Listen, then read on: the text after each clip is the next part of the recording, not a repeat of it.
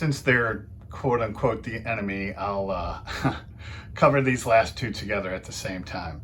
And that's the Messerschmit Bf109 and the A6M2 Zero. Again, Johan kits.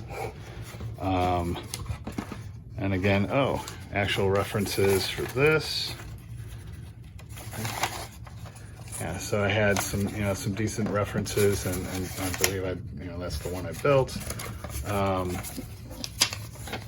And again, instructions. Yeah, I remember this now. I was not going to attempt that. Would have had to do all that kind of painting by freehand, and I'm just not there yet. And this was probably 15 years ago, 12, 15 years ago, and I'm still not there to be able to do that. So went with this, and because I had references for it and everything. So yeah, it was a fun kit to build. And then the Zero came with two variants. You could build that like seaplane or the fighter, so I chose to build the fighter. And there's again some references. And this one, you can tell this is an older box. I mean, you can tell by this paper. I'm going to be very careful with it. But just the age of this paper, you can see the coloration. So this is an original box. And, there's people out there who just collect the boxes and the box art. Not that I would ever trade this or sell it, but I imagine this is probably worth something. So anyway, just these Johan kits again, just very cool.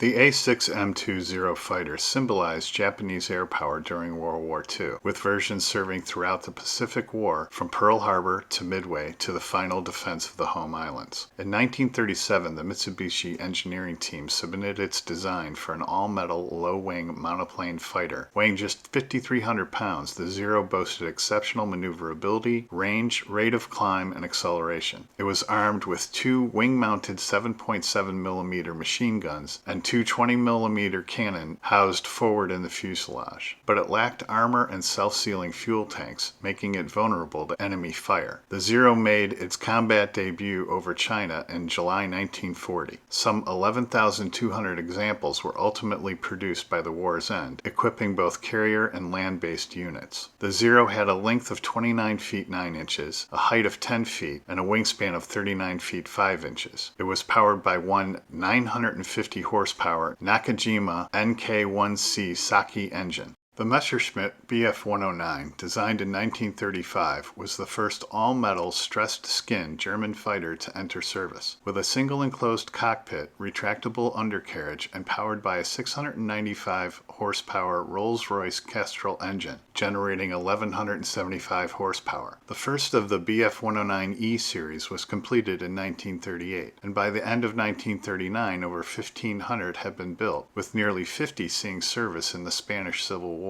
The Bf109 had a wingspan of 32 feet 4 inches, length of 28 feet 4 inches, height of 8 feet 2 inches. The 109 had a max speed of 348 miles an hour at 14,500 feet, with a maximum range of only 410 miles. It was armed by two 17.9mm MG machine guns, and the 109E4, the variant that saw service in the Battle of Britain, received two improved MG-FF cannon. The Bf109E was one of the world's greatest single-engine fighters. Compared to the British Hurricane and Spitfire, it was equal to the task, and historians will forever argue which was the best to participate in the Battle of Britain. Consensus tends towards the Spitfire just edging out the 109, as Germany had planned improvements to the 109, which the British Hurricane and Spitfires already had.